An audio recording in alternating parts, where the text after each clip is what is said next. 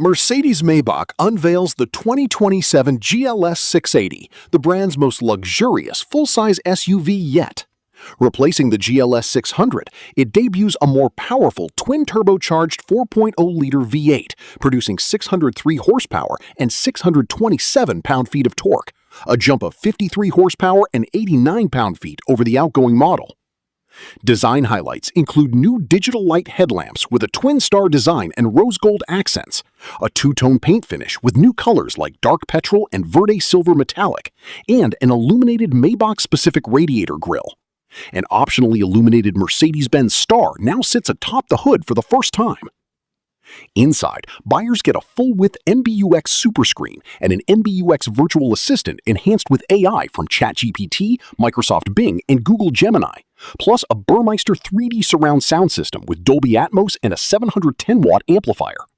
Comfort features include front seats with a vibro-massage function alongside cooling and back massage. On the chassis side, buyers can opt for Mercedes' new e-active body control, which actively manages spring and damper forces to counteract roll and pitch. The GLS680 name replaces the previous GLS600 badge as part of the broader GLS lineup refresh for 2027.